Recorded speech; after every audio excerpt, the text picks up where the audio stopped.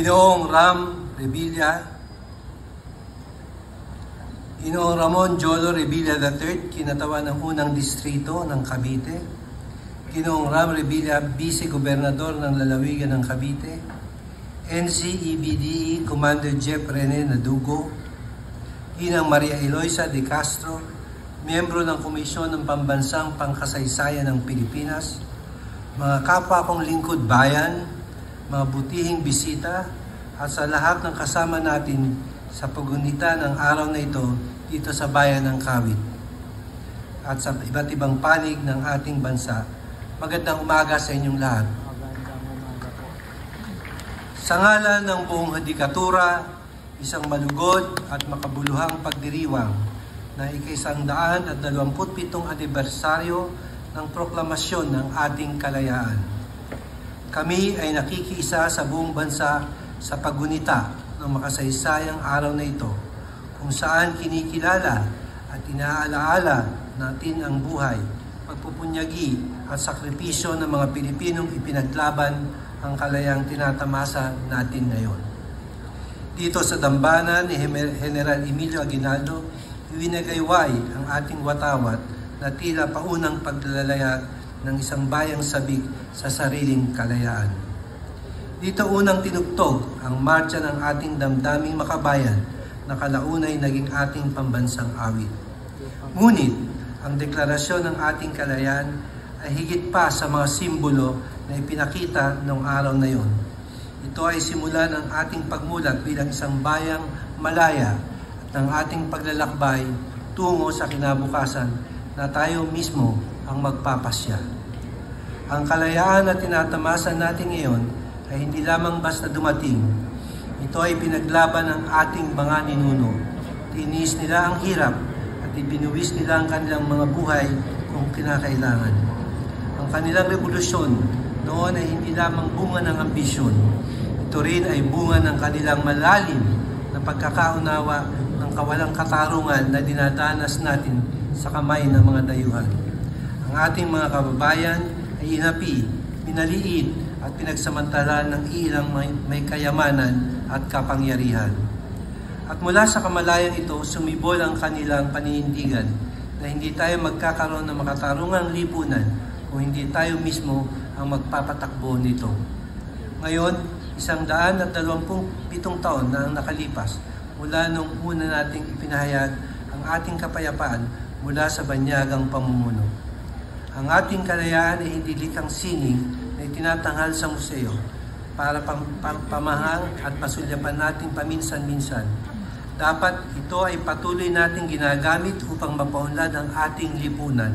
Sa araw na ito, siguro ay nararapat nating tanungin natin ang ating mga sarili. Ano nga ba ang naginawa natin sa kapayapaang ipinagkaloob sa atin? Ginagamit ba natin ito upang lutasin ang mga pagkawalang katarungan na patuloy na nagpapahirap sa buhay ng ating mga kababayan? Pinangangalagaan ba natin ang karapatan ng bawat Pilipino, anuman ang kanyang estado sa buhay, paniniwala o pinagmulan? Pinipili ba natin ituwid ang mali sa kabila ng balakid sa ating daan o ginagamit ba natin ito para lamang isulong ang pansarili nating interes?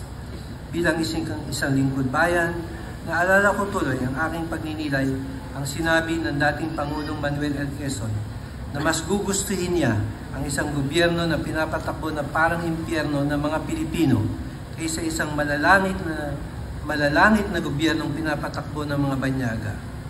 Para sa akin, binibigyan diin ng katagang ito ang importansya ng pagtindig natin bilang isang bayan laban sa mga gustong umusig sa ating kapayapaan noon. Ngunit, hindi ito paanyaya na maging tamad o magbulag-bulagan sa realidad na marami pa tayong kailangang gawin. Dapat mapagtanto natin na ang tunay na kasalanlan ay may kakaibat na pananagutan sa taong bayan. Ang makabuluhang kalayaan ay hindi natatapos dahil tayo na ang namumuno sa ating bansa. Ito ay dapat mag-udyok sa atin na magsumikap upang magkaroon ng mas makatarungang lipunan.